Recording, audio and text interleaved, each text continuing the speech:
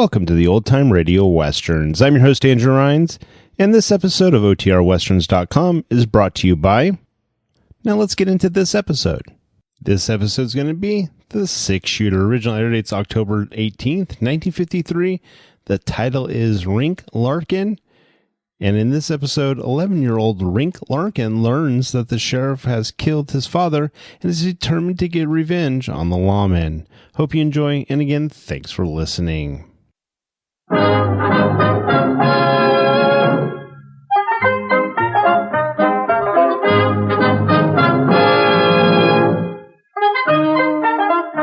In just a moment, you'll hear James Stewart as the Six Shooter, just one of the many great stars brought to you on Sundays on NBC. Every Sunday, hear Hume Cronin and Jessica Tandy in The Marriage, Sir Laurence Olivier on Theatre Royal, and Lawrence Tippett with the Golden Voices, Helen Hayes, Frederick March, Rex Harrison, and Lily Palmer on the NBC Star Playhouse. All of them heard only on NBC. James Stewart as the Six Shooter.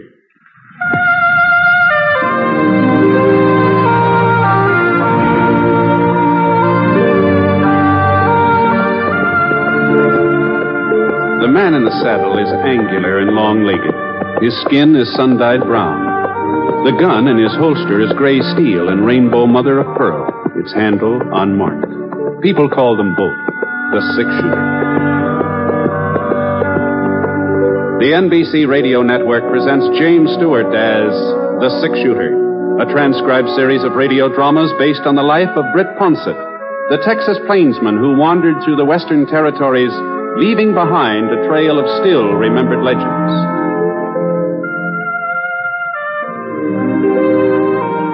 Now, in just a moment, immediately following this important announcement, you will hear Act One of The Six Shooter. A lot of vacations start as a daydream and end as a daydream for lack of money. That need not happen to you. You can have extra money when you need it. Simply join the payroll savings plan for buying United States savings bonds. When your bonds mature, you'll get back $4 for every $3 you invest. And there's your extra money, your vacation, both guaranteed. Ask your employer about buying United States savings bonds through the payroll savings plan, and then join. Now, Act One of The Six Shooter, starring James Stewart.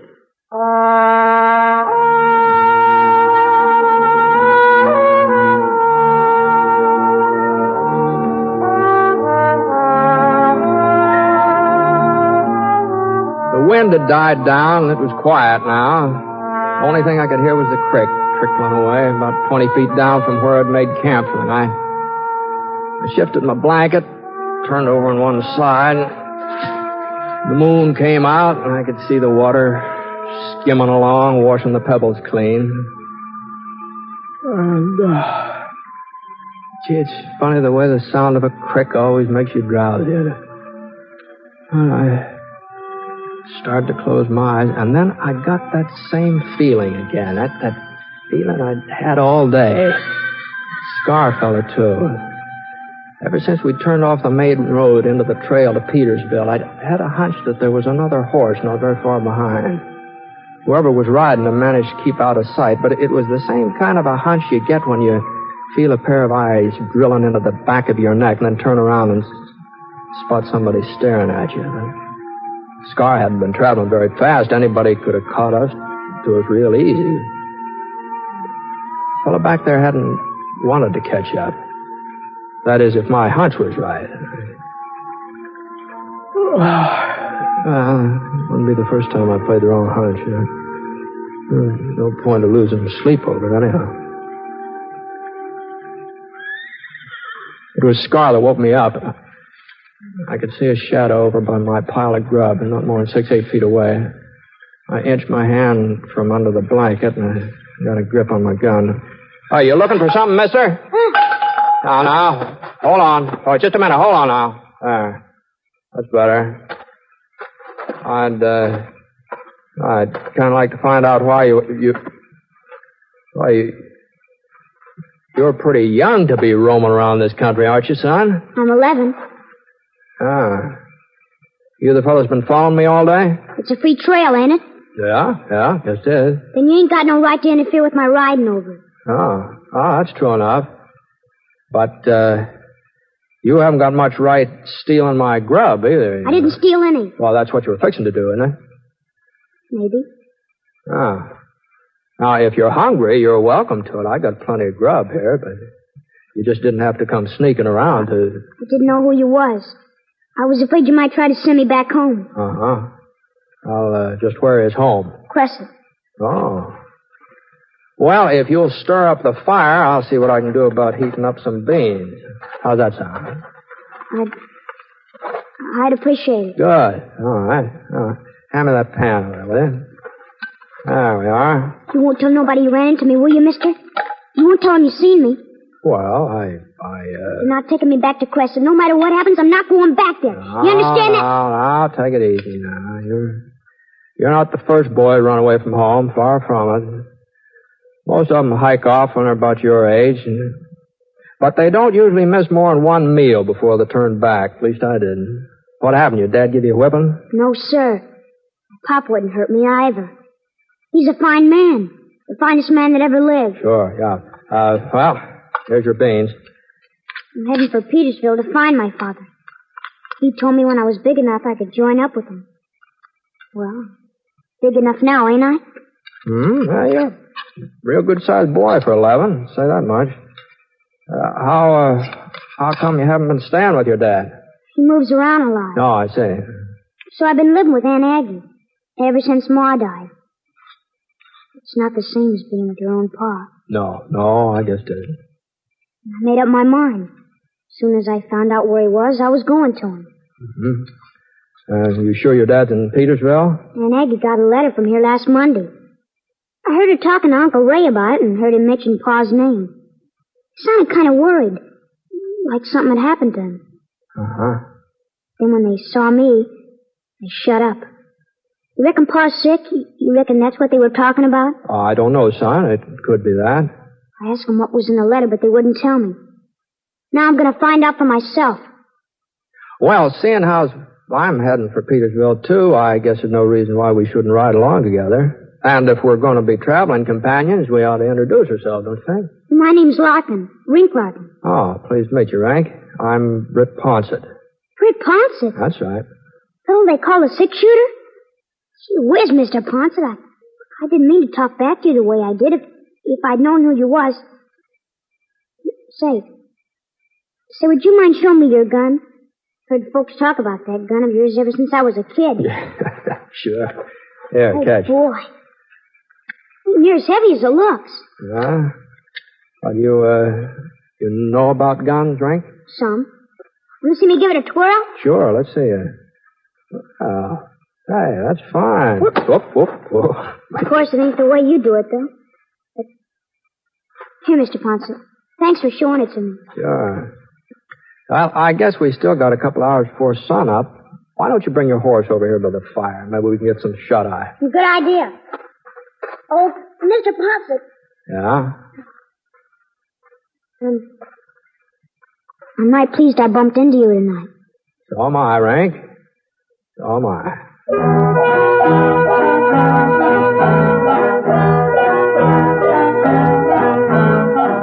We got an early start the next morning. That is, considering that it took me almost half an hour to get Rink awake and on his feet. It was about 4 o'clock when we got into Petersville. I'd been through that way for a couple of years, but the town, it hadn't changed much. But the only thing different I saw was a new livery stable and a fresh coat of green paint on the Jackson Hotel. Men playing checkers in the front porch, they hadn't changed at all. Except maybe their beards were a little grayer. Of course, my hair wasn't exactly the same shade it used to be, But that was from being out in the sun so much. At least that's how I figured. Well, we pulled up beside a yellow adobe building right next door to the hotel and climbed off our horses. Well, come on, Rank. Let's go inside and see what we can find out about your father. That's the sheriff's office. Mm-hmm. Sure, he'll know where he is. If any... What's the matter, Rank? I don't like sheriffs, that's all. haven't been giving you trouble, have they? I don't like him neither. Heard him say so once. He was talking to a friend of his and heard him say how he hated some sheriff. Oh, well, I don't imagine he was talking about Sheriff Jay. There's good sheriffs and bad sheriffs, like everything else.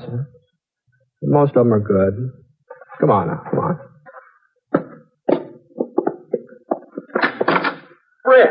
Britt Ponset. Hello, Sheriff. Hi. What in thunderation you doing in Petersville? Well, the widow Jenkins is going east for her daughter's wedding. She asked me to look after her place while she's away. Well, it sure is good to see you. Say, who's your friend here? No, this is Rink, Sheriff. He was coming to Petersville, too, so we decided to ride along together. Pleased to meet you, son. Howdy. Matter of fact, that's why we stopped in to talk to you. Rink wants to find out about his father. Be glad to help out if I can. What's his name, son? Larkin. Earl Larkin. Oh, let's see. I'm sorry. You're just a couple of hours too late. Too late? I wrote to your pa's sister in Crescent. Her answer came in on the morning stage. She said she didn't want your pa's body for us to bury him here. Funeral was this morning. Pa's dead? But, like, you knew about him being killed, didn't you? Your aunt told you. I guess she didn't, Sheriff. Oh, I didn't mean to blurt it out, Britt. I figured... I thought... How did it happen? We don't have to talk about that now, son. I want to know. What happened? Look, suppose you come up to my house for supper, huh? After you've had a nice home-cooked meal. It won't do you no good to stall, Sheriff. I want to know who killed him. You'll find out anyway, Sheriff. Yeah, I guess he will. All right, son. It was me. You? Marshal over at Atterbury sent word that Larkin and his pal Cliff Traeger were heading this way. I'd heard about him before. I knew what to expect. He rode into town about noontime. I was waiting inside the bank. I had deputized some of the boys, and they were with me. Your pa and Traeger didn't have a chance, son, but they shot it out anyway. Wouldn't drop their guns, even though we had the draw on them. Traeger, he got away into the hills. But Larkin... I'm really sorry, son. Sorry I had to be the one to do it, and even sorrier I had to tell you about it. You're a liar. A dirty, stinking liar. My pa never tried to rob no bank. You take it back, what you said about it. I'll make you take it back, every word. Now, you... Dirty, rotten... Now, Rink, here, get a hold of yourself here now. No, let go of me. You killed my pa. He's a murderer. Now, Rink! I didn't want to hit you, Rink, but I... Why shouldn't you hit me? You're his friend, ain't you? He killed my pa, and you're his friend. I think I ought to go after him, Britt. Try to explain. No, I expect it's best to leave him by himself for a while. But this wasn't the first holdup Larkin and Traeger tried to pull, not by a long shot. I didn't have no chance. Yeah. Well, someday the boy will understand. Someday when he's older. Yeah. Well, the trouble is, things don't wait for a person to reach the understanding age. They happen anyway, whether a person's ready for them or not. It doesn't look like Rink's ready. Not for this, anyway.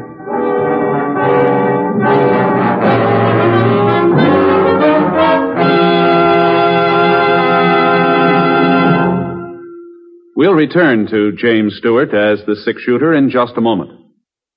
Monday night brings magnificent musical programs to the NBC radio network. It's an evening designed for restful relaxation. A time to sit back in your favorite chair and listen to melodies old and new on such famous programs as The Voice of Firestone, The Railroad Hour, and The Telephone Hour. The Voice of Firestone continues to enchant radio audiences from coast to coast, and the program is now in its 25th year. Also on Monday evenings, enjoy the operettas presented on the Railroad Hour. Gordon MacRae is your Railroad Hour host, and each week he is joined by a charming guest artist in the stellar productions of this fine show.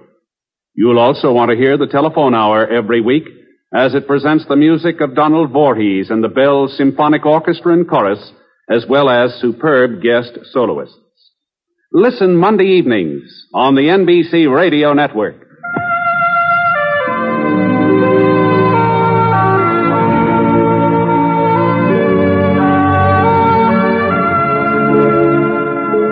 Now, Act Two of The Six Shooter, starring James Stewart as Britt Ponset.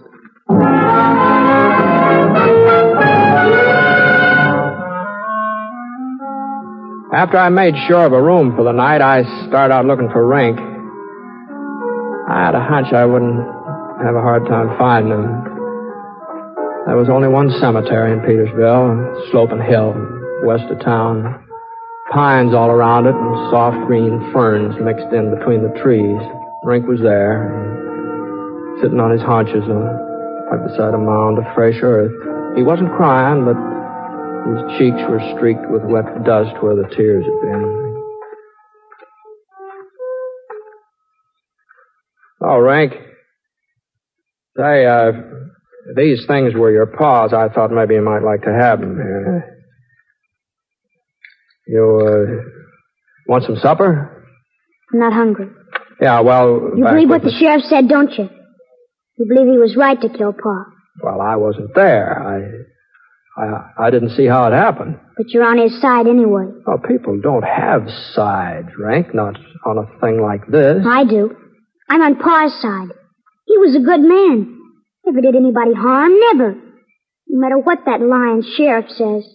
Well, maybe you saw your dad different from other folks. And that doesn't mean you're wrong. Maybe with you, he was different. I want to make it up for him, Mr. Ponset.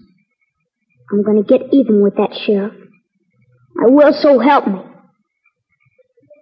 Now, you listen to me. Let me alone, Mr. Ponset. Just stop, John, and let me alone. All right. All right, Rink.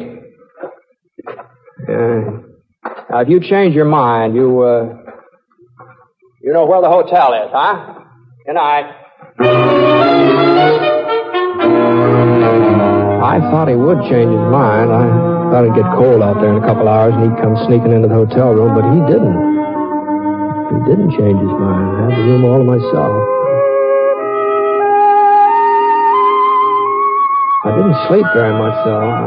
You know how it is when you're expecting something to happen, you sort of keep thinking about it in spite of yourself, and you just don't sleep very sound. Anyway, Yeah? Who is it? Me, Britt. Sheriff J. Oh, come on in, Sheriff. Oh, morning. Hope I didn't wake you. No, I wasn't asleep. I should have been up a long time ago, but hand me my boots, sir, will you? Oh, sure. Thanks. Hey, boy's not with you? No. No, I haven't seen him since last night. Don't know where he went. Oh? Something the matter? Thompson's hardware store was robbed about 3 a.m. No money missing. Just a revolver and some bullets, as far as Brad Thompson can tell. Oh, I see. Got in through the back window. Found some boot prints outside. Small boots. Size a boy'd be wearing. Wait, you find anything else? Yeah. There's a pretty clear trail leading away from behind the store. Be real easy to follow. Almost as if the fellow who robbed the hardware store left the tracks intentionally so somebody'd come after him. What happened to that towel? Oh, here it is. It was the Larkin kid, wasn't it, Britt? Oh, it could have been. Don't tell me he's got some fool notion of revenging his father. Well, he did say something about getting even, Jay. So he figures when I go riding after him, he'll get a chance to kill me. That how you see it? It's pretty hard to be sure what's going on in a youngster's head sometimes. Doggone it, Britt. Sometimes I wonder why I keep on wearing this star. No matter what you do, it's wrong. Earl Larkin ain't the first man I've killed, not by a long sight. And he deserved it more than most. Killing him didn't end nothing. Just turned his kid bad. I guess I should have... Well... Let Larkin kill you? Oh, no. You going after Rink? Oh, maybe the kid will come to his senses. When you're 11 years old and you get set on accomplishing something, you don't change your mind very easy, you know. What do you expect me to do, Britt? Go up in those hills and shoot it out with an 11-year-old boy? I got a son of my own. Ned's just about the same age as Rink. Oh? If Rink was covering me right now, there in that door, if I saw his finger starting to squeeze the trigger, I wouldn't be able to shoot. No matter what, I wouldn't be able to shoot. Where's his trail lead? East, over toward Skull Mountain. Widow Jenkins' ranch right over that way. I'm riding out to see her this morning. Well, I guess it doesn't matter whether I go after Rink or he comes after me. Might as well get it over with. That's what you think I ought to do, ain't it, Britt? Oh, no, not necessarily. All I was thinking was that if you did happen to decide to follow Rink, well, we could ride out together, part way at least.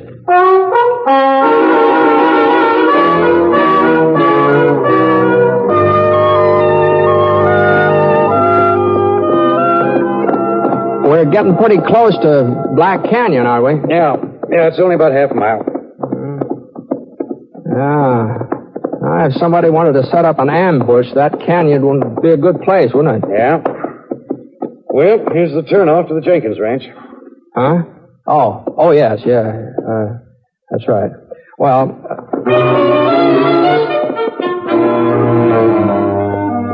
Ma Jenkins wasn't expecting me before sundown, so I didn't need to turn off just yet. I could ride along with Sheriff J a little bit further. We were moving through Black Canyon now, rocks on both sides, plenty of cover for a person who wanted it. Rink's trail went right straight ahead, and that's why we didn't pay much attention to what was happening behind us. Not enough attention, anyway. I did hear something, a little scratching noise. By the time I turned my head, a barrel of a revolver was poked out through a crevice between two boulders. And it wasn't Rink who was holding the gun. All right, boys. What? And don't reach. Traeger! Told you not to reach. Next time won't be your hand. Who are you? My name's Ponset. Britt Ponset. Oh. Sure took your time coming after me, Sheriff. Were you waiting for somebody like the 6-shooter to give you a hand? I never thought you'd be fool enough to hang around. I give you credit for having good sense. I'd have been glad to move on, but my horse went lame on me. Besides, you put a bullet through my shoulder, remember? Just hold still, Sheriff. The wound is healed now. Okay, climb out of the saddle. But don't hurry things. Come down slow, one at a time. You first, Ponset. Your turn, Sheriff. Now, walk forward a couple of steps. Away from your horses. Hold it. Oh, why, forget it. What happened to Larkin? I said... He died a couple of hours after you and him held up the bank. That's the way it goes. All right, now let's... You haven't seen his kid, have you? What? Larkin's kid? Yeah, a boy about 11 years old. And what would I be... You mean he's in these parts? Yeah, he's gunning for the sheriff here. Sure takes after his old man, don't he? What do you mean, Traeger? Huh? Well, that was Larkin's trouble. Liked the gun too much. Oh? Sure. Wasn't so bad when we first teamed up, but after a while he wasn't happy unless he could start a gunfight. Ask the sheriff. You know how he was there at the bank.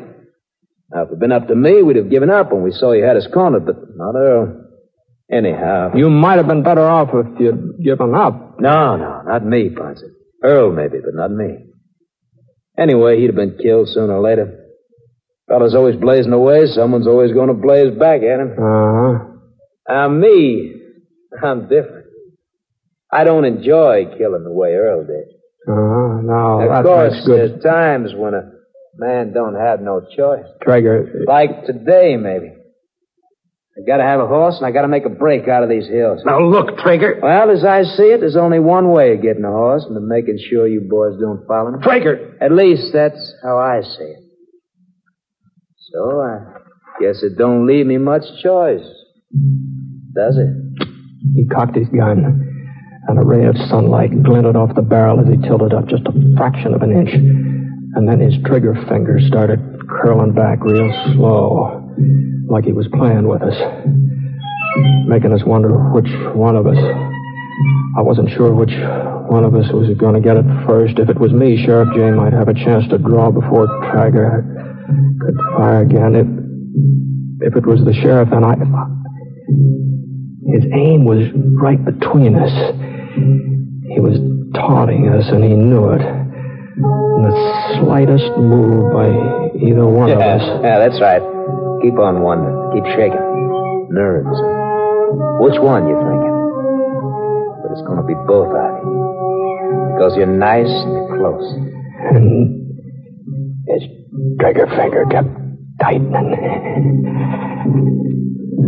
Slowly. And boys, it's going to be now. So? For a split second, Trigger just stood there, not moving. Then he fell down on his face. And I saw Rink rise up from behind a rock about 8 feet away. Rink! Hello, Sheriff. Mr. Ponset. Hello, Rink. You, holy mackerel, son. You sure turned up at the right time. You've been hiding behind that rock all the time? You see me, didn't you, Mr. Ponset? When I snuck up behind that rock, that's why you kept talking about Pa. I thought I saw somebody. Figured it might be you. Sure hoped it was. I'm glad I heard what he said, Mr. Ponset. Otherwise, I'd never have believed about... I'm sorry I called you a liar, Sheriff. I'm sorry I tried to get you out here so I could... No, don't you worry about that, Britt. We're mighty grateful for what you did, both of us. You sure know how to handle a gun. Pa taught me. I still don't see how he could have been the kind of man who was also so good to me. Sure, Rink. Sure, I know. Well, sounds like Traeger's still got some life in him. Oh, yeah. Well, we better be getting him back to town. Come on, Rink, give us a hand.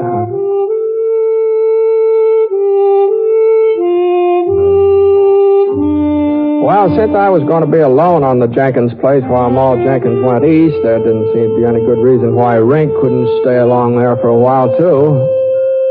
At least until the time for school to take up again. So I wrote a letter back to his aunt explaining things. She wrote back. She didn't seem to have any objections. But somehow, reading between the lines, I got the feeling she kind of missed that boy, Rink. And, well, wasn't very long before he began to miss her, too.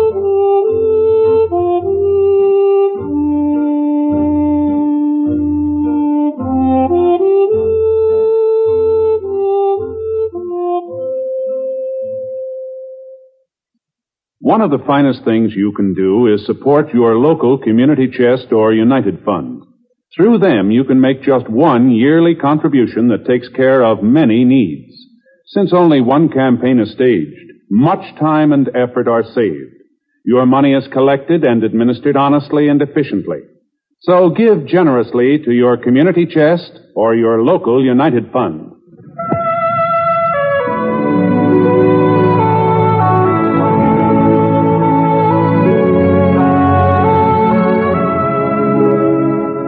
The Six Shooter is an NBC radio network production in association with Review Productions. It is based on a character created by Frank Burt, and the transcribed story is written by him. Mr. Stewart may currently be seen in the Universal International picture Thunder Bay.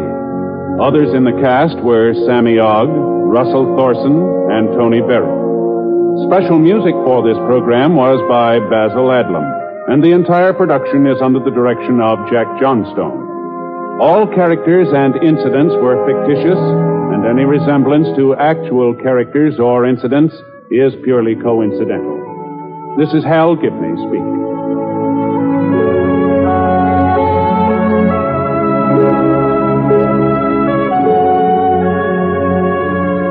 Here's Stroke of Fate next on the NBC Radio Network.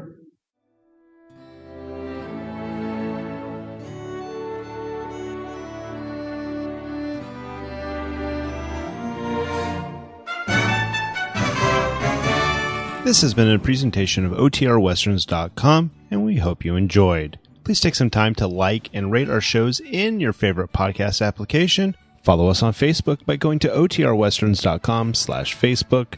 Join in the conversation by going to OTRWesterns.com/Discord. And don't forget to send us an email, podcast@OTRWesterns.com. This episode is copyright under the attribution, non-commercial, share alike copyright. For more information, go to otrwesterns.com/copyright. Have a great day, and again, thanks for listening.